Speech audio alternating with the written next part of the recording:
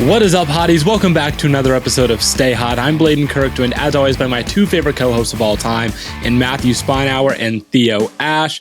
Last time, we did the all underrated NFL offense. Today, we have a great episode as we're going to do the all underrated NFL defense. But this time, we're not going to do a consensus pick. We've each compiled our own teams, our own underrated defensive teams, and we're going to see how they match up against each other. But before we get into that, Matt, Theo, how are you guys doing today?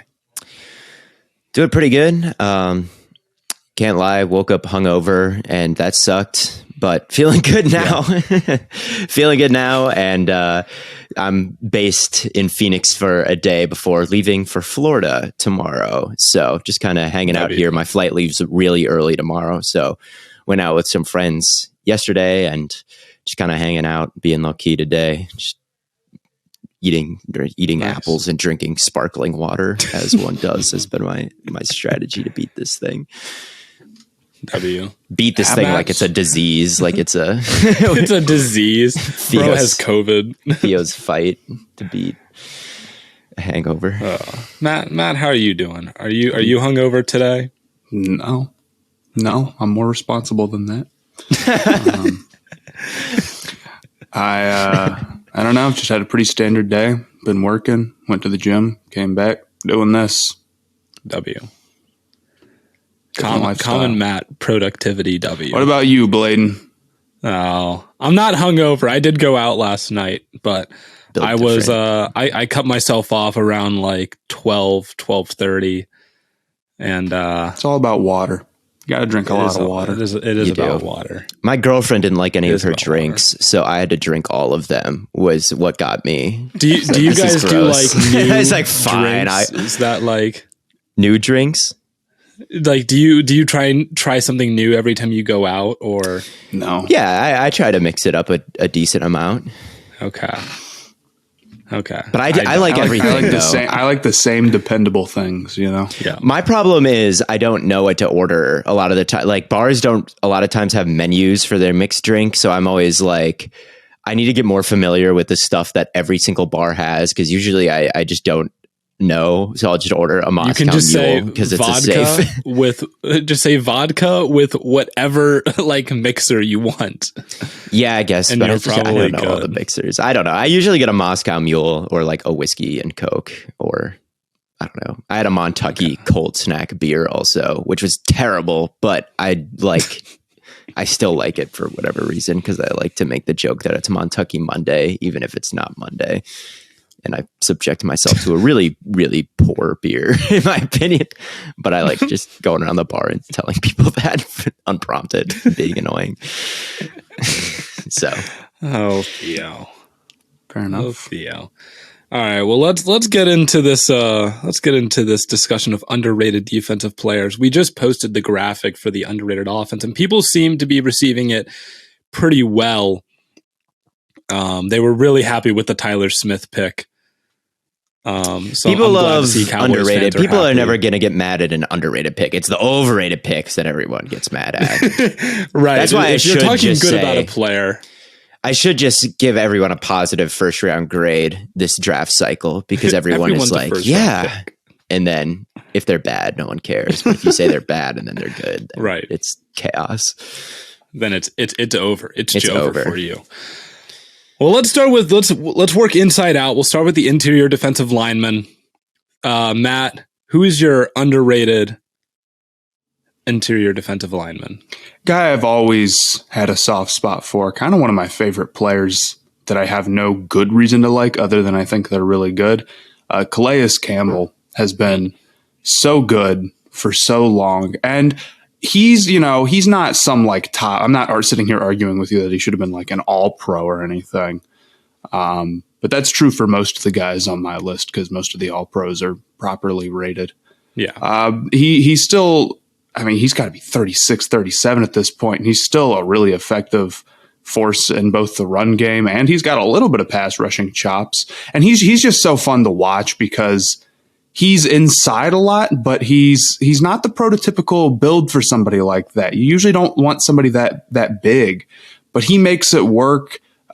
Swim move is nasty for him. Sometimes he'll just I remember a couple years ago, sometimes he'll just kind of like stand up way up, and he's so big because he's 6'8" that he can get leverage and just push people down with his long ass arms. Yeah. So he doesn't have a super conventional way of doing things, but the Ravens keep bringing him back for a good reason. So he's some guy that I think always deserves a little bit more credit than he gets, and I think he's going to be a Hall of Famer when it's all said and done.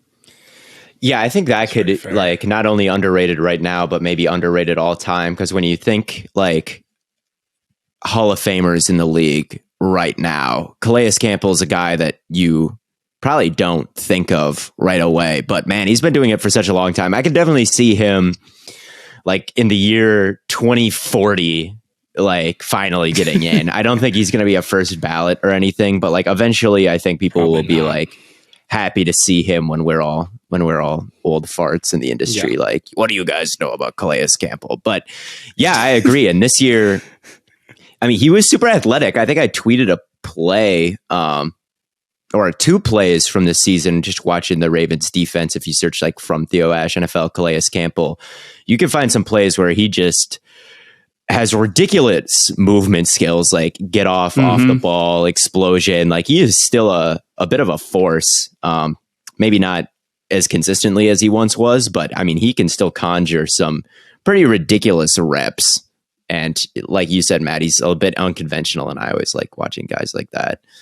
Yeah.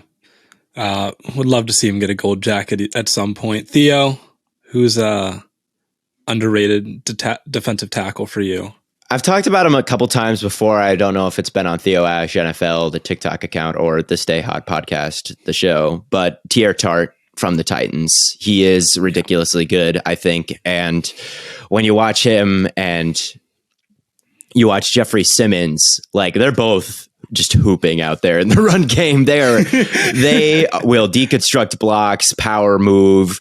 Teair Tart is a really compact, kind of squatty guy. He's like not really the most serious looking player from like a body type standpoint. Just he's just a little like looks like he doesn't look like he's unserious. He doesn't have the Calais Campbell like 6'8" long arms, or even Jeffrey Simmons, just really athletic looking, muscular looking guy. Like Teair Tart's a little like kind of this kind of squatty round dude, but he can move in open space pretty well, and he doesn't really get scooped very often. Like he's good off the ball. And, moving laterally, surfing down the line of scrimmage on these zone runs, like he can make plays in space and keep up with kind of outbreaking routes and make plays from the backside. Like he's kind of all over the place. And then he plays with good leverage, as you'd expect with someone that kind of with that build is, he can get low and he can just kind of anchor himself and no one can move him anymore. And without him, I don't think the Titans are the number one ranked run defense at all. And that kind of defense and that defensive line, and specifically those two, Simmons and Tart, were the only reason they ever led that division at all, because the offense isn't that good.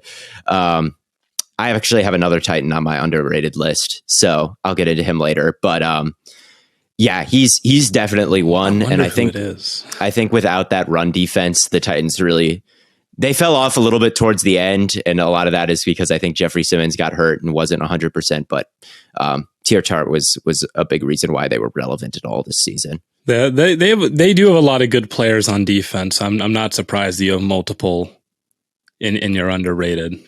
Yeah.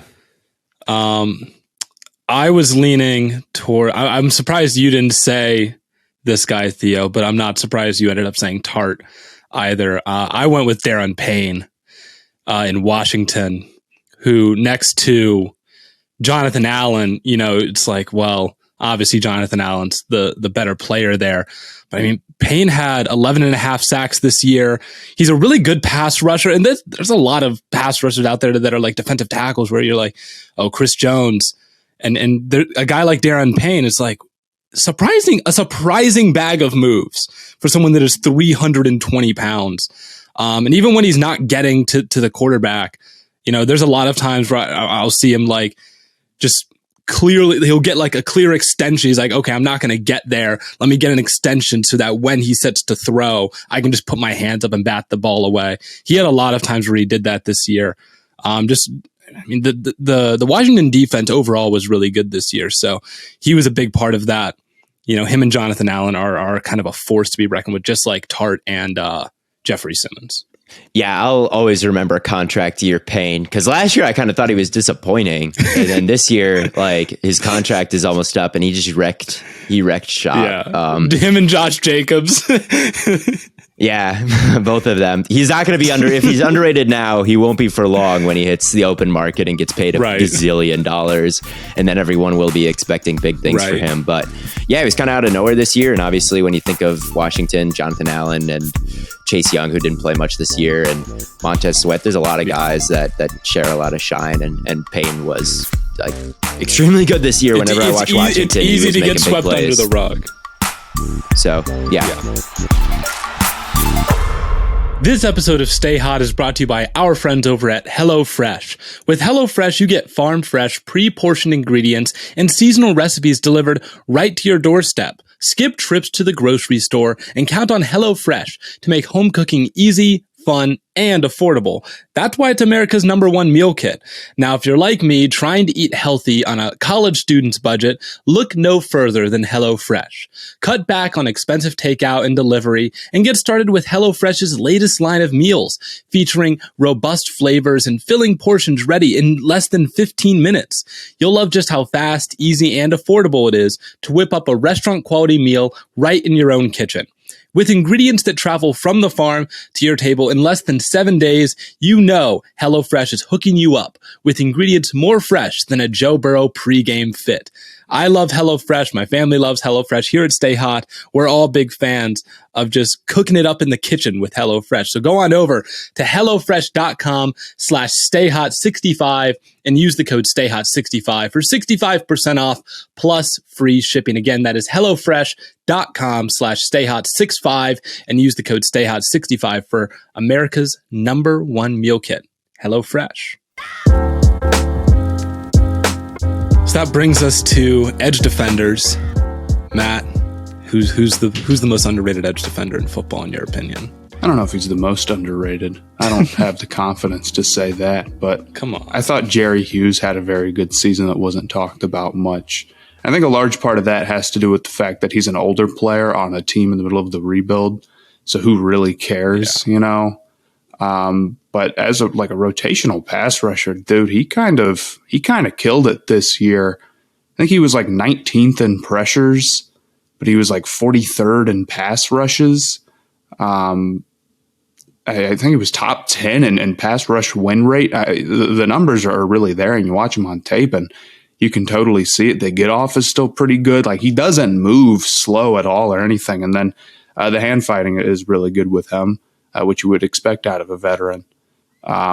So I just thought that he had a really impressive season. And you could argue a couple of guys on that Texans defensive line are actually a little bit underrated. And Malik Collins as well. I'm about to do that.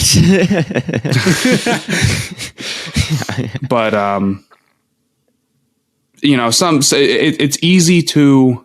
It only ended up in 9 sacks, and when you don't hit that double-digit sack number, I wonder if it's not quite as impressive. But sometimes with those old guys, they'll just happen to bring them down and get to that number, and it's kind of more of a fluky season. With Jerry Hughes, I just thought he was very legitimately good this year. Yeah, totally. Yeah. He played less than 60% of the snaps overall, and 9 sacks is nothing to shake a stick at when you're not even playing 60% of the snaps. His pressure rate was good.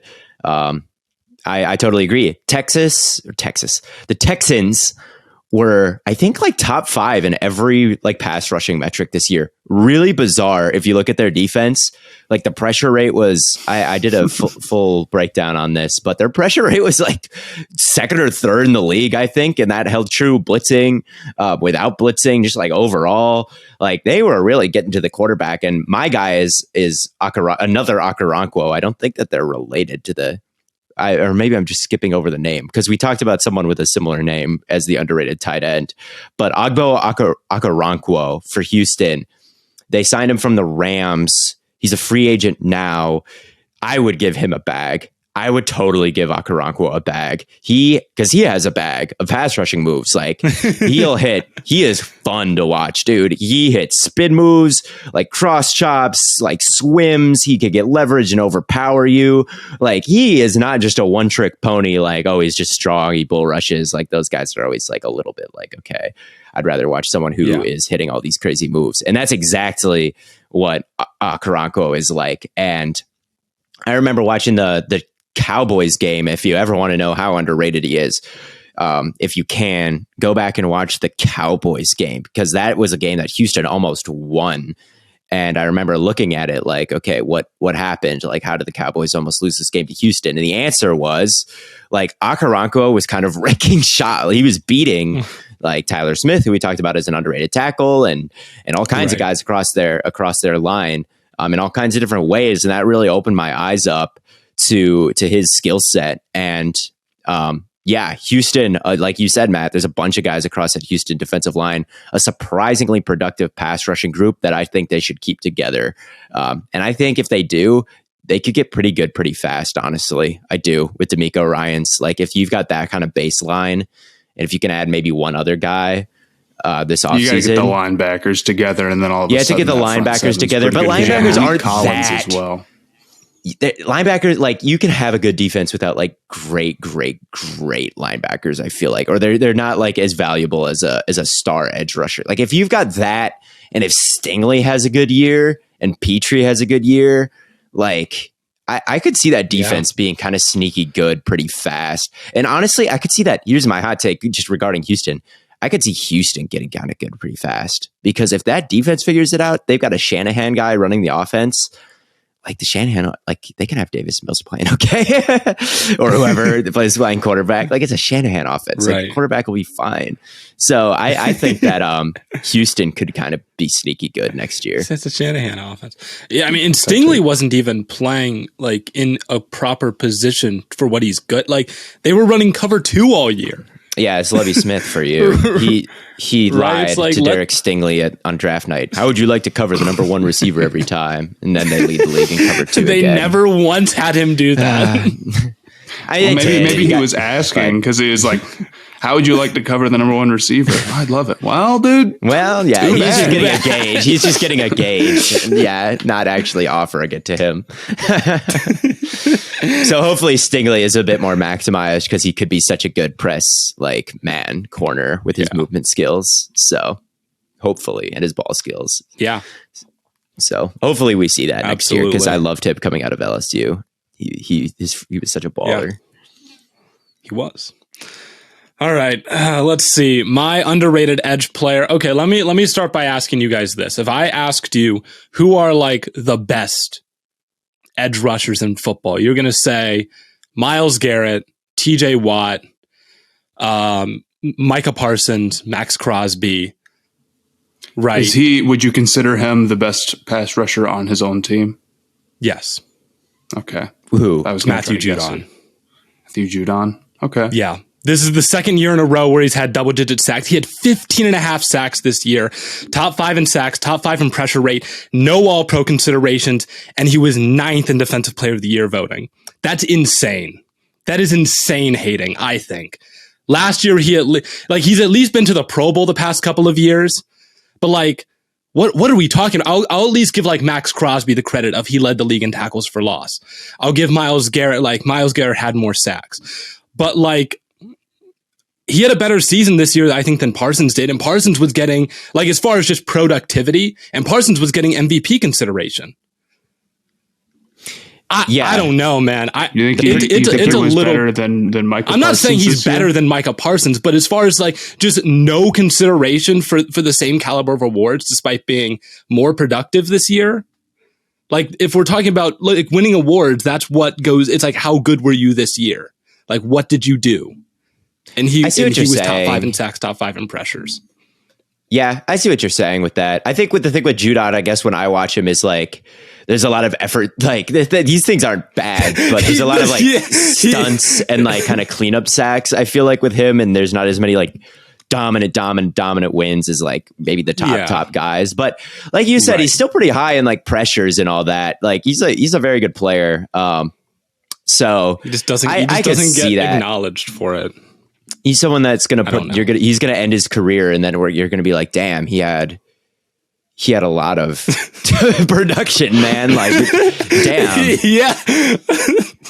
So I mean, this is I can last see that year he a had 12 bit, and a half sacks. This year he had 15 and a half. That's 28 sacks over the past 2 years. Like only, not many people who can say that. Elite players are doing that. Only elite guys are doing that. So yeah, like I'm not saying that like, oh, he's, a top 4, top 5 edge rushers, but like to not even be in consideration for the same type of awards as these guys, I think is kind of insane despite him having success doing it. Okay, The other so guy I was looking at go the. ahead. I was just. You go ahead. Mine's totally off topic. Okay, I was just going to say Josh Uche for the Patriots also had kind of an underrated season, but he had like 10 sacks in like the last like fourth of the season or something ridiculous. Like he had just a crazy like end of year boom, but that guy has freaky bend, really long arms, and a lot of production. So he's someone that I like a lot because he can, just kind of power through somebody because they can't get into his frame because his arms are so damn long. And I think he had maybe the bendiest play of the season. And maybe I'll tweet that out or do a review on it because he had the play of the year when it comes to just bendiest edge pass rush. That would be my award if I was doing the NFL honors and Josh Uche would win it. Bendiest edge rush. The bendiest pass rush. So yeah, I mean, I considered like super productive. I considered like Uchenna Nwosu, but I've talked about him a lot this year.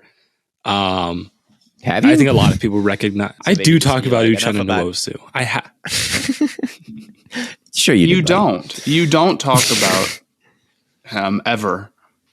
Comment Maybe down- you brought him le- up one time. That's bruh. That's cap. I guarantee it. Almost Blaiden. every time we talk about the Seahawks on the show, I bring up Uchenna Nwosu. How often do we talk about? I'm going to search from Blaiden Nwosu over under 1.5 tweets. What do we say? I don't tweet about him all the time. No, you talk about him all the time. I talk about him on the show. We got one Uchenna Nwosu tweet. Uchenna Nwosu just got a makeup interception. We love to see that. What the hell is a makeup interception? I don't know. He dropped one earlier and then he got one I thought later. you meant like a makeup call, like the refs gave him an interception.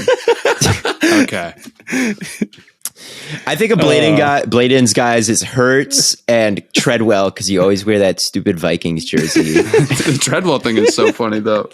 If I wasn't a Packer fan, would you be a Laquan Treadwell fan? Oh, you can get us like a Seahawks Well, actually, I would be or Jacksonville Treadwell. You could get a Seahawks Treadwell jerseys and wear them at like NBA summer That'd be league hilarious. next time we go. I do have a respect for Laquan Treadwell because he was sadly, very, very tragically, not even this rises above I'm afraid and sadly. He was tragically Trevor Lawrence's best target towards the end of his rookie season.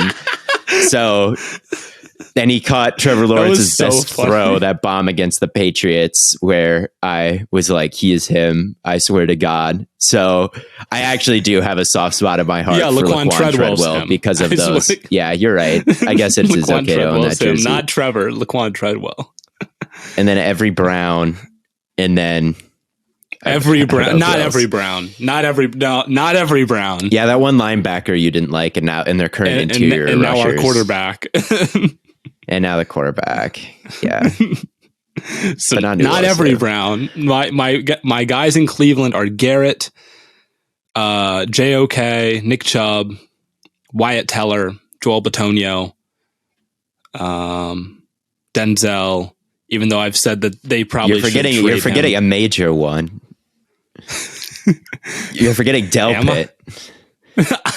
I like Delpit. I don't like him as a safety. I want him to play linebacker because I don't like Anthony Walker.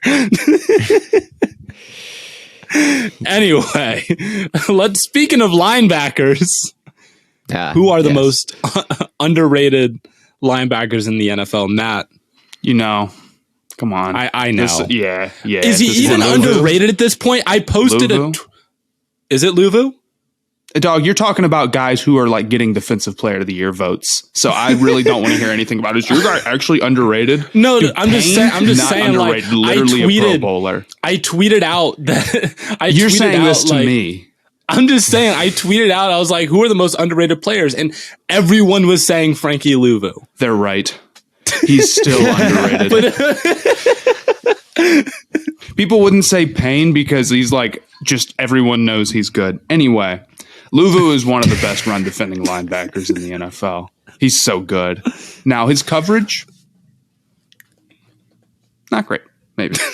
But, God, the Panthers desperately needed a serious linebacker who could go and stop the run because outside of him, I mean, they're paying Shaq Thompson all this money to basically be a coverage guy because he's pretty all over the place and he's super overpaid.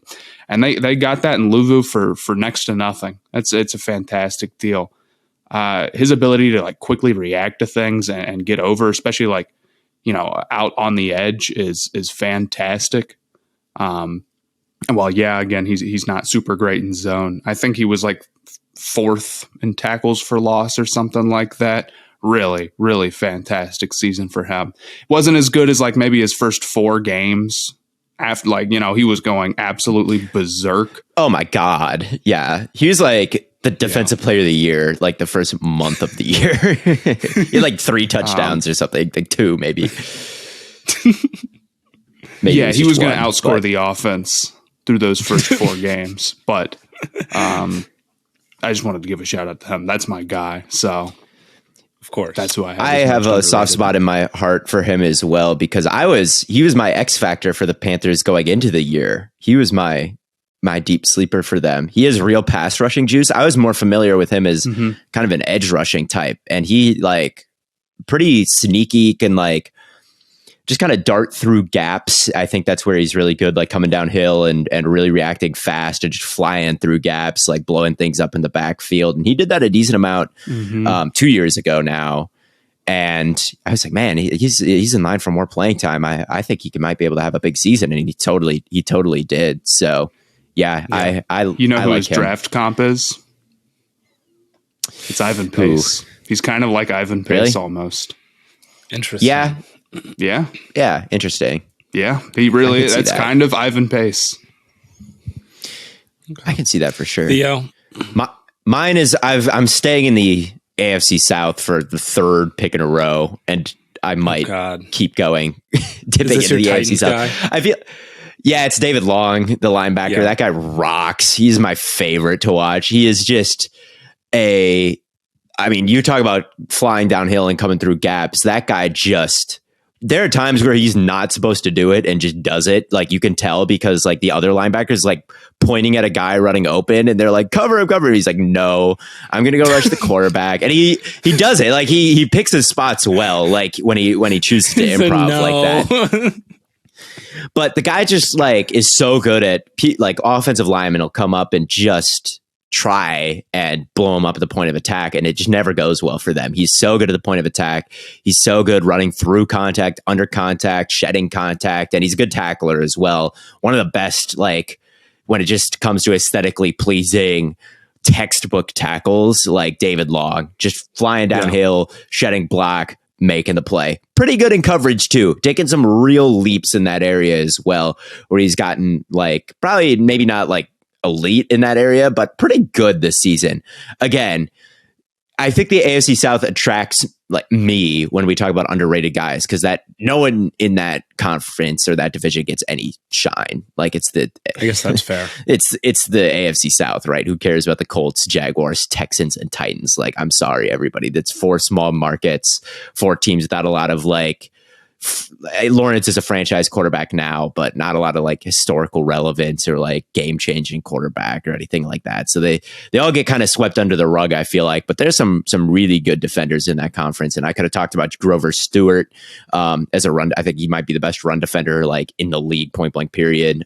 So he honestly comes to mind too for defensive tackle, and I've called Tyson Campbell in Jacksonville the most underrated corner in the league, which we'll get into. But yeah, it's kind of a sneaky good division on with defensive players. I feel like, and David Long might be the most I would have voted for, I think he got hurt at the end, but I was prepared to vote for him in the Theo Ash NFL All Pro team. Honestly, like I think he was playing at that level. Like him and Milano and Long will be or Warner and Milano and Long will be the linebackers that I think I enjoyed watching the most this season.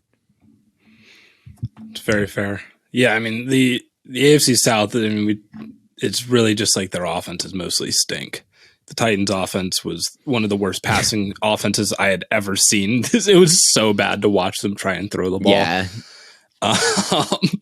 So it's like fair to like not give these guys. Yeah, I mean, I get disrespecting AFC South ball. Like no matchup between any of those teams is like the marquee stuff in the AFC when you've got the Bengals and the Chiefs and the Chargers and whoever else you want to say, the Dolphins with Tyreek and Tua and McDaniel. Like that's a pretty sexy team. And then the AFC South is just like mid. Sorry, AFC South fans.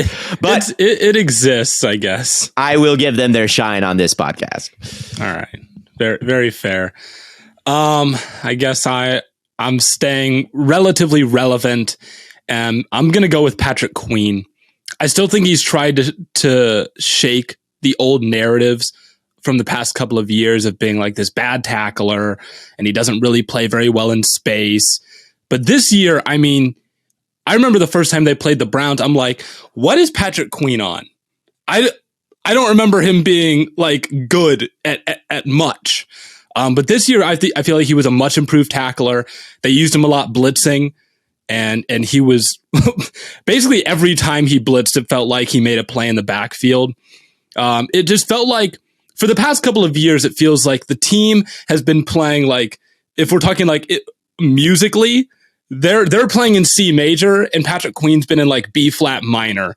And now all of a sudden he just randomly got into tune. He's now playing in the same key as the rest of the team. I think he's really starting to become who he was billed to be as coming out of the draft. Yeah, I still have my questions about him, and I'm still kind of warming up to this idea that he's actually a good player, but he definitely was. That's what I'm saying. It's like he blocked me on Twitter, which he does everybody, because I said that did you do? Like, not that good. He said something. Well, I said he wasn't. He said something rude, and he got blocked. Yeah, I don't think I was rude. I think that that I was just breaking down. He had two nasty game. interceptions this year. One against the Bengals, where he just like I think he leaped like 2 feet up in the air to make that interception, and then he had another one against the Steelers that was pretty good. But I think I was just providing some clear-eyed analysis on his game against the Dolphins, which was a disaster class. And then he didn't like that. Like, I'm sorry. Yeah. But once they got Roquan Smith, I talked about this a bit with Wagner, but like he is good coming downhill. He's a good blitzer. Like he's all that.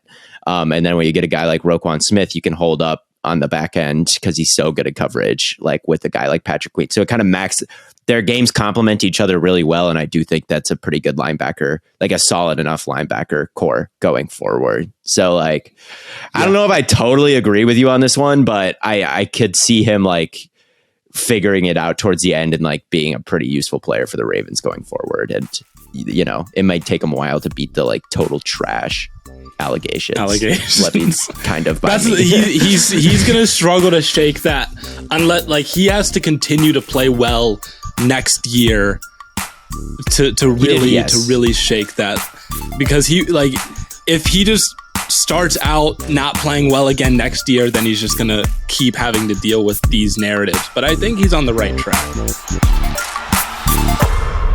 Run Your Pool is the home of competition, bringing sports fans and their friends together to connect and compete. With over 50 game types for every sport you can think of, Run Your Pool is the one-stop shop for sports gaming. With over 2 million players, there is no better place to run your bracket for your friends, family, or office. And I've tried other bracket services, and we partnered with these guys at the beginning of the NFL season, and they make it so easy. You can spend, 5 minutes throwing it together or dive into hours of film and stats and try to put together the perfect bracket. It doesn't matter as long as you have ASU winning a couple games after their half court game winner versus Arizona. That's the only rule for this bracket, is you have to have them going at least a couple games into the thing. Run Your Pool is giving you guys the opportunity to compete against us in our very own Stay Hot March Madness Bracket Challenge. If you can prove that you know ball better than Stay Hot, Run Your Pool is giving away cash prizes to anyone who finished in the top 5. And did I mention that it is completely free to enter? So no risk, high reward. All you have to do is fill out your bracket for all the March Madness teams and earn points for each pick you get right. Pretty simple. Just head over to play.runyourpool.com/stayhot to enter your picks when the bracket launches on March 13th. So coming up here pretty soon. Run Your Pool. It's the home of competition. Let's talk about some corners. Let's get into the secondary. Matt, you can't say Sauce Gardner. He was one of the best corners in the NFL. He is the best corner in the NFL right now, second to none. All right, James first team All Pro. Jair better. Take it. Give me No, Jair better. And it's sounding like he is underrated, I guess. You guys are making it sound like he is underrated. Yeah, Jair is underrated. I didn't even think about putting Jair down as an underrated player. He needs to worry about being good first. Greg Newsome better, I fear. No, but actually, I have. This is actually a pretty a guy you'll like, Theo. It's Jack Jones. He's awesome. He totally rules, and he is just one of those guys where the combine numbers and the measurables got people caught up. And he's also a little old, and he also robbed a Panda Express, which is why he was at ASU instead of USC in the first place. What? He robbed These are all, so those four things all... That's corner mentality, though. That's corner mentality. They don't actually translate to not being a good player, is the thing. 24, it's like you don't want that for a player you drafted. Like the 40 time's not that great, or he's not that tall. But the problem is that he plays bigger and he plays faster. Particularly, he plays a lot faster than his 40 time because his reaction time is ridiculous and he can change direction super, super well. He was fantastic in zone this year. He had a couple of really nice interceptions where he turns quickly and shuts things off and makes quarterbacks think they have more room than they actually do. And for a guy, I mean, like, this is such a good cornerback draft class, and it was Sauce and Woolen who got a lot of talk, but Jack Jones was really, really great in his own right. That's another good defensive draft hit for Belichick. So I just thought that he deserved some credit for the year that he had, and I wonder if he's doing this as a rookie, how good could he get? Yeah, I think that especially at the beginning of the year, I was like, oh my God, like, he is so good. He got a little bit, like, as the year went on, kind of like Luvu. He may not have been, he may not have consistently been as good as he was right at the very beginning. But overall, the numbers are fantastic with him. Negative 8.5 EPA allowed in coverage. Catch percentage allowed was 50%, which is pretty damn good. Like, overall, very good numbers this season. And I'm hoping, like, next year and going forward, he can just kind of consistently bring that level of play, that really elite level of play that he was doing at the kind of beginning of the season. And yeah, I mean, he was such a blast to watch at ASU, dude. Like, that guy, Chase, I think it was Chase Lucas, got all the hype at ASU. Like, he was always on the big screen. He was the one, like, hyping the crowd up when they were, like, cutting to players. He was the one that everyone knew. I think he was the captain. But I was like, I don't know, dude. Jack Jones, number 0. That guy rules. Like, he was just such a dog. And I was really happy to see Jack Jones selected in the 4th round, and then even happier to see him. Like, I didn't actually know if he would translate to the NFL because of the measurables, because of the age, because of the, the whole I was like, maybe he's just a really good college player. But no, yeah. I don't know if I've ever had as much. I can tell you that in my years at ASU, there was never a player better than Jack Jones. Not even, Benjamin. I didn't think Ayuk is better now, but I didn't think Ayuk would be as good.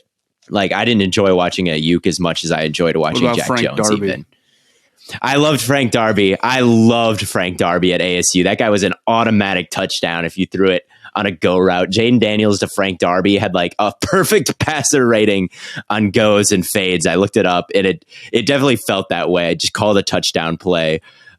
He was honestly better. Like he was a better downfield threat than Ayuk even was the year that my freshman year. So I loved Frank Darby. He's probably my second favorite, even above Ayuk. Yeah. And Ayuk was the better prospect, but I enjoyed watching Frank Darby more. But Jack Jones, I think, even surpassed Darby. He was totally locked down. There was a play he had some game where he got a pick and like immediately as he was getting tackled, lateraled it for a pick six. It was just such a heads up play, like so smart, just such a good player. So yeah, I'm very happy to talk about Jack Jones, and I cannot believe it. I almost picked Jack Jones, but I thought Theo was going to pick Jack Jones, so I didn't. No, well, I don't even think of him as underrated in my head because I feel like I've always kind of overrated him by saying he's getting snubbed for Heisman, he's getting snubbed for Defensive Rookie of the Year, he's getting snubbed for Defensive Player of the Year on Twitter. So I always kind of like... For Heisman? He deserved it. Turn on the film. Turn on the film. What? You'll see. He deserved Heisman over whoever won it. Who did win it 2 years ago? 2 years ago, I don't even. I don't care. Bryce Young, bum. Yeah. Some non-Jack Jones, Jack Jones players. So some random SEC dude, probably. Yeah, Jack Jones had a better year than Bryce Young that year. Watch the film. Turn on the film. Anyway, my underrated quarter is from another college that I wouldn't say that I'm a massive fan of, but one that I like, and that's the University of Minnesota. A Golden Gopher, Benjamin St-Juste. He moved after they traded William Jackson. He moved more outside, and he is tall. I think he's like 6'3", 200. He's very tall, and he fit a lot better outside. And he had a pretty stellar season to end the year. We talk about how they played pretty well on defense this year, especially when you compare it to last year. And St-Juste, I think, was a big reason why, turning into a pretty functional cornerback too, with Kendall Fuller, even putting up potentially better numbers than Fuller if you look at the cornerback tracking numbers, which are always a little bit suspicious.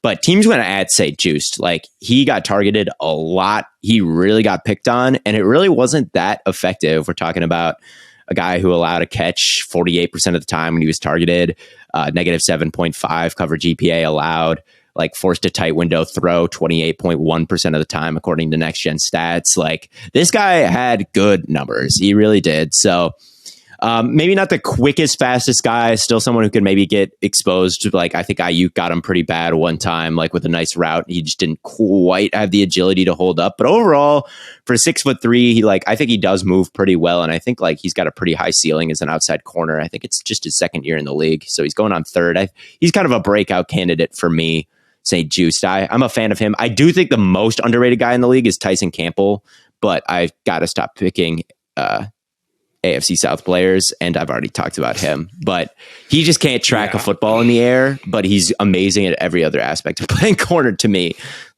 He's real good. He had better numbers. Tyson Campbell's he's totally locked down.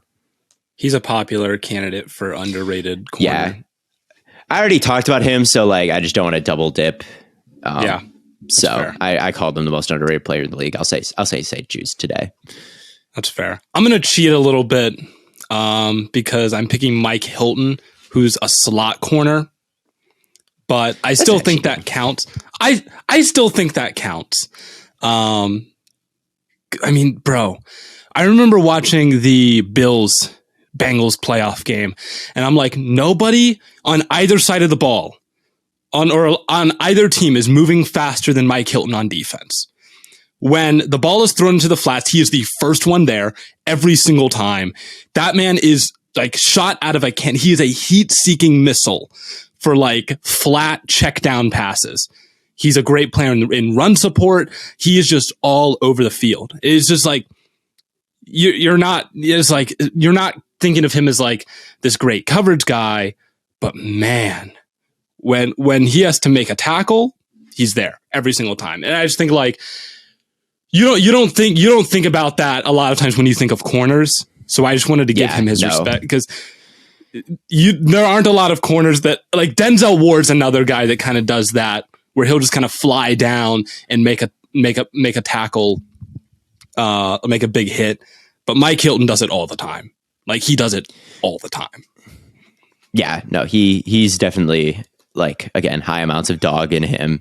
Easy guy to root for. Not as the best, like you don't want him as the best cover corner on your team. You'd definitely be in trouble.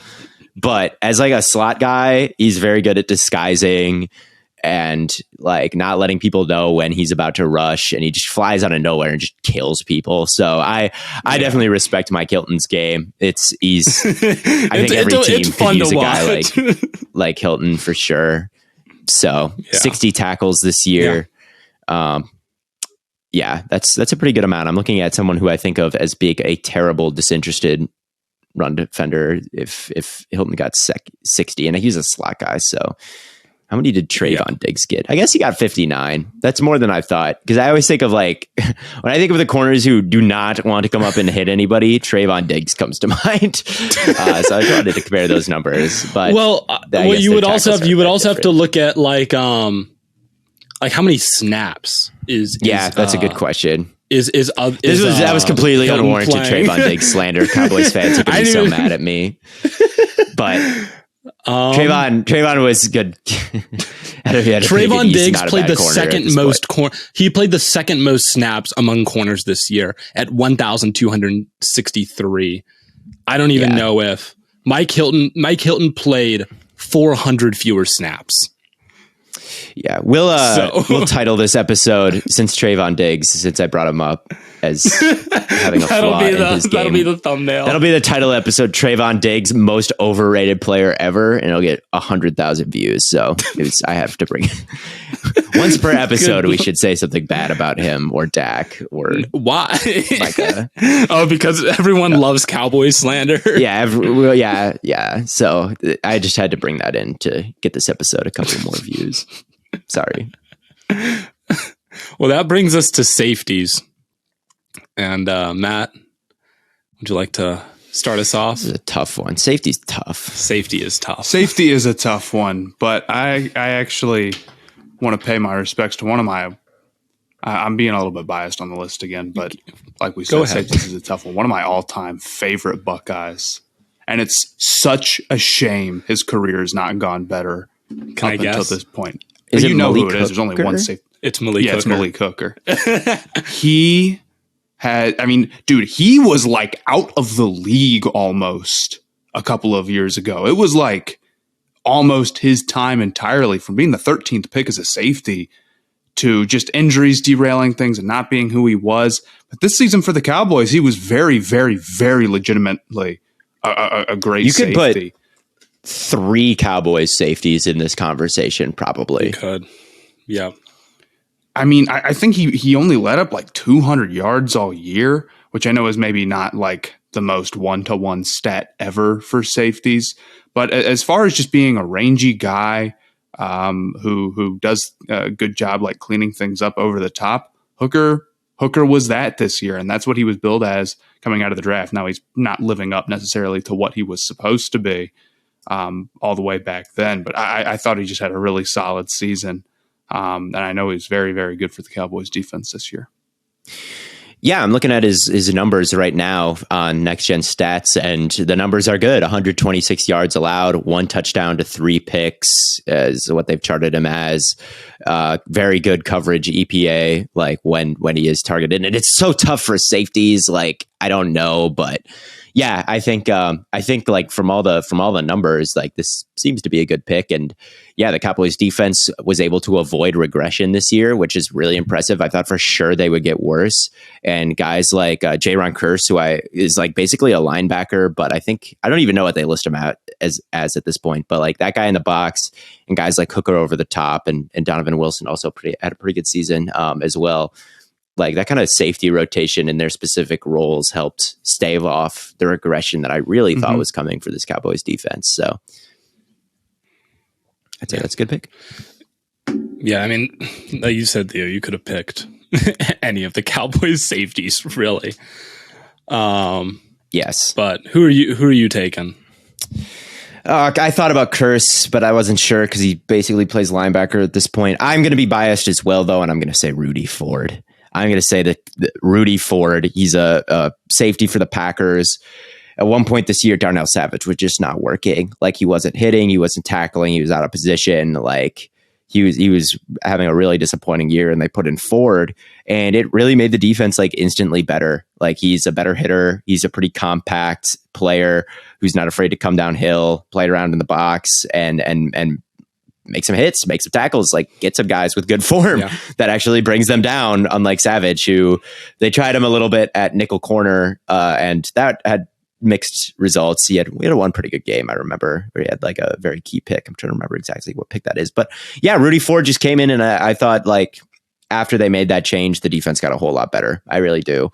And not a perfect player, not like a superb, like rangy athlete that like is going to be, the next Cam Chancellor or Earl Thomas or anybody like that. But just overall solid, and a season that, for being an undrafted guy, I think he was undrafted, like a practice squad guy that I never thought would get any playing time for the Packers, to come in and be a solid starter. I don't know if he's the starter next year, but I just want to give a shout out to Rudy Ford, who I really enjoyed watching him this season for my Green Bay Packers, and I haven't made a Packers pick all year, so I'm allowed to make one. That's fair. Biased pick. Looks like we're all going to be biased here for our safety picks then.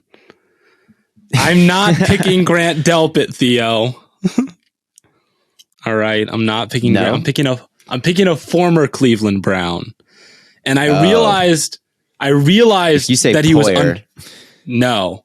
Not Poyer's not under Poyer's. Okay, that's what I Poyer. Poyer is one half of the best safety duo in the NFL. Just making sure. Another former Brown. No, and I knew he was underrated because I started watching the playoffs and I realized that I forgot he even existed, and that's Tashawn Gibson. He's been a part of a few good defenses: the 2014 Browns, the 2017 Jags, the 2020 Texans, and now this year's 49ers team. And I'm really just happy that he found some new life this year. But I don't think it's a coincidence that pretty much everywhere the 2020 Bears. He also did play for the Texans, though, but it was the 2020 Bears. But I don't think it's a coincidence that everywhere he goes, it seems that they end up having some essence of a good defense. And whether it's and I don't know if it's always because he's there, but the fact that when building good defenses, teams think to bring him in, I think is really like showing of just like how much teams appreciate his game. And I think I completely forgot that he even existed until I'm watching the Niners. I'm like, yo, did I just see Tashawn Gibson out there making plays? He's an absolute baller. He was a baller for the Browns, and he was a baller for the Seahawks this year. Yeah, I think when I think of these playoffs, a play that I'll always remember was his tackle on Geno Smith. It was third down, and I thought for sure Geno had the angle to get to the edge, and he just deconstructed his stiff arm perfectly. If they give you the arm, take the arm, and he just kind of, he just really did a great job there. Him and Hufanga gets all the shine back there, but Gibson's pretty solid as well, honestly. And I think for stretches this year, like they're very much closer of players than I think people think. Hufanga just had a pretty good playoff run, so I don't want to slander him too much, but I always thought I knew you weren't. You're not the biggest Hufanga fan. No, I'm not. But yeah, Gibson, like Hufanga gets all the shine, like first team all pro, like, oh my God, he's the next Troy Polamalu. And then Gibson's just kind of there. But, you can't have a lot of weak links when you have a defense as good as the 49ers was this year. And Gibson was a solid piece. They had none. They had no weak links, like really at all. Kinlaw. That's what. Kinlaw. That's. But like their linebackers, all of them are good. They're like their secondary was pretty good this year. So I just gotta give credit where credit's due. Gotta give credit where credit's due. But that's the all underrated defense. I felt like this one was harder to do than the offense one. I can't lie. Naturally, because I could talk about running backs all day. you get into like underrated safeties. There's less of like a known like kind of public ranking of all the safeties in the NFL. I mean, just nobody talks about the 20th best safety at all. Right. Yeah. The 20th best wide receiver is like, is like a pretty big more, story. like as someone who's heavily discussed and, a big high fantasy pick. And I don't know if he's exactly the 20th wide receiver or anything, but like it's probably somewhat pretty close to that. Right. But yeah, maybe I'll make like ranking quizzes for defensive positions. That would be interesting. I'd like to see how people. There'd just be so much turnover.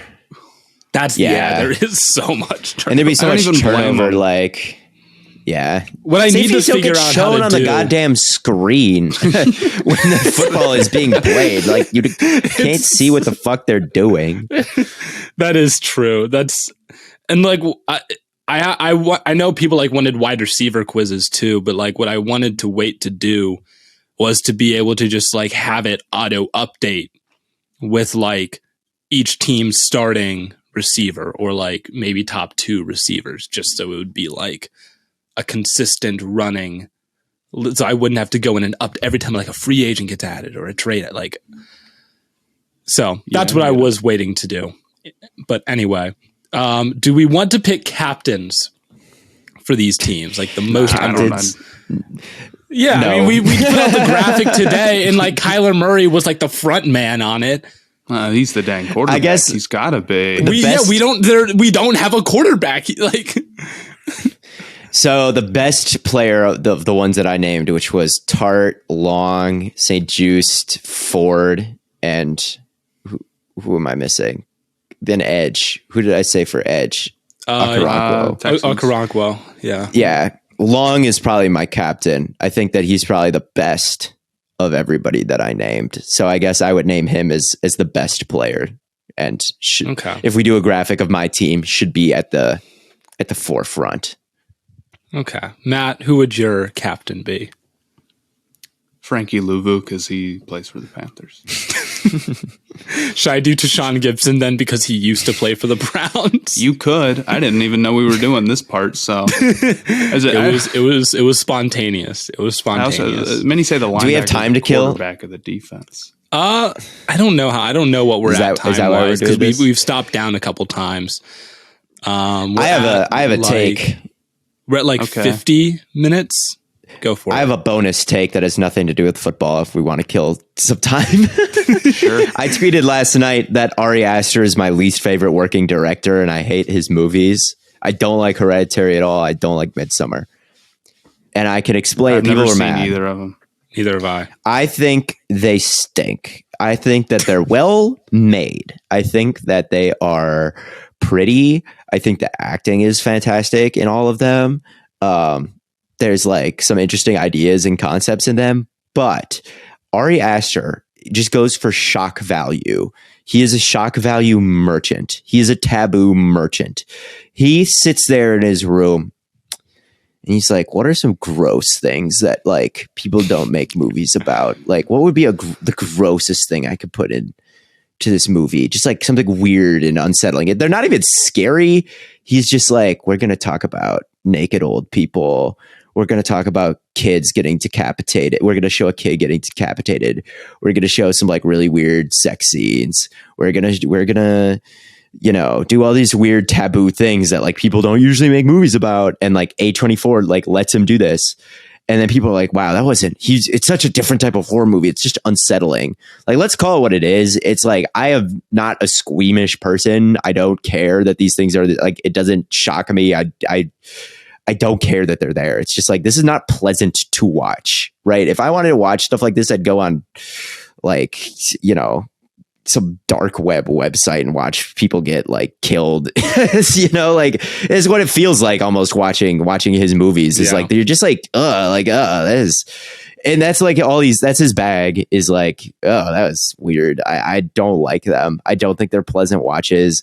I don't think they're really as smart as people think they are. People think that, what a smart horror movie. He's such a genius. It's like, no, he's really not. He's just doing stuff that like other people, like anyone could think of these things, dude. Like middle schoolers, like probably just think about these things all the time. And he's just the one like putting them in a movie. And it really bugs me how like he's viewed as this genius because he's like, oh, we're going to have old people jumping off a cliff and it's crazy because they're old and creepy and they're jumping off a cliff for no reason. And that's what a scary scene that would be. What a creepy, unsettling vibe that would be if. And then at the end, when they spoilers for Midsummer, like we're gonna get a big mallet, and it's just gonna be presented as a very normal thing, and they're gonna hit him in the head. It's like, yeah, I get, like, sure, but like, what am I watching here? This is just not pleasant to like. So these are horror movies, right? They're horror movies, but there's not like jump scares involved in them. Like the scary part of it is just that he puts really like crazy things in them, like what I'm saying. I was about to say, I feel like every horror movie ever kind of relies on shock value, right? It does, but and I guess that's the argument with him. And maybe I'm missing something that like someone way smarter, cinephile, like a better cinephile than me could be like, well, we're gonna have like the movie nerds in the comments. It's definitely like he's got more technical skill than a lot of horror movies, but a lot of horror movies are just terrible, right? Like, it's very rare that like an objectively good. So he's not competing with like the best of the best. He's competing with like Sharknado. Like, there's better horror movies than that, but like Blumhouse production, like pump out 10 of these things a year. Like none of them are like really like that super. Like they're not. It's not better than Silence of the Lambs, right? Well, no, duh, no one would say that, but yeah, I don't know. He just like, I don't know. There's some gross stuff that he does in those movies that I probably couldn't even say on the podcast, and that's the whole thing. Is like, they're so shocking. But it's like, there's not, I don't care for these characters. I don't care about the plot. I don't care about this score or whatever he's throwing in there. I just think it's all like, he has a movie called like The Strange Thing About the Robinsons or something that he made before he was mainstream. And it's just about like abuse and incest, and it's like, we get it, dude. Like, you are so messed up in the head and you make movies that are so messed up. Nice. So I want something like, he's a new movie coming out called Beau is Afraid, and it better be better because I need something else from him. Needs to be. Anyway, that's my whole rant. Yeah. Beau is Afraid. It sounds very and like a happy person will be in this film and not a fearful one. I agree. I rate movies lower, even if they're good, if they're like not fun to watch or they don't make me feel good. Like, it's like a movie that's just like miserable and horrible. It's like, I don't like that. You would hate Midsummer. Like, you would hate Midsummer and Hereditary then, because that's all it is. It's like, oh wow, you're so messed up. Oh, wow, that's so edgy that you put that in the movie. Wow. Yeah. But Matt likes rom-coms, so that makes sense too. Well, I like all sorts of stuff. I do like romance movies the most, but I like Silence of the Lambs a lot. Yeah, it's really good, but. Yeah, and I like horror. Like I don't. But that's also objectively one of the greatest films ever. Like, right. So that's like kind of a different level. The horror genre is by far the worst. Its hit rate is by far the lowest of any. I agree with because that. It has one trick. It's like, but it has one trick. You know.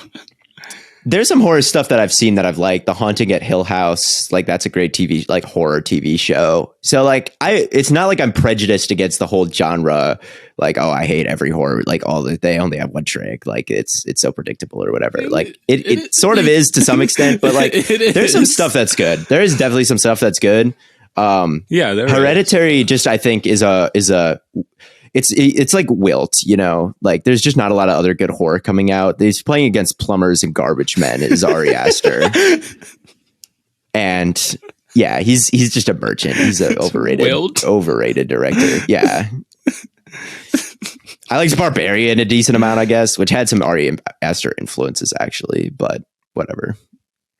The Lighthouse, Rod Eggers, anything that Eggers does rules for horror. He is much better than Aster, in my opinion, and I like it way more. Okay. But anyway, that's just me going on a rant. Strong opinions about directors, Theo. Oh, I used to work in a movie. I used to be quite the film nerd. Like I used to watch all the Best Picture people nominees. Work at movie theaters all the time. Theaters. They don't all go on to be like film critics. And I didn't go on to be one, but when I worked there, I was. I guess that's and I fair. was at that movie theater and I watched Hereditary for free. And I just left that film completely unsatisfied and felt like I had kind of wasted my time. That is how I felt when I left Hereditary. Right. And then I looked at the reviews and it was like, oh my God, this is the best horror movie ever. Like, really? I guess. It's not that many good ones, but there's some ones that are better than that. I guess that's fair. And people could also say like Silence of the Lambs is like more of a thriller than a horror movie. Yeah, I don't even consider it like true horror, but whatever.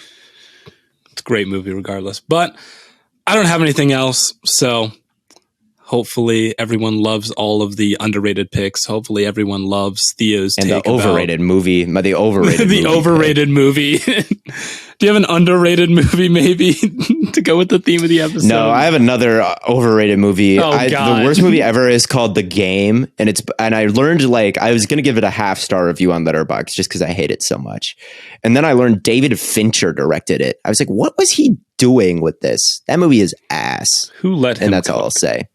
All right. Well, thank you all so much for tuning in. As always, from Corn Boy, Bird Boy, and Lemon Boy, we'll be back with more content very soon. But until next time, we will catch you all on the Flippity Flop.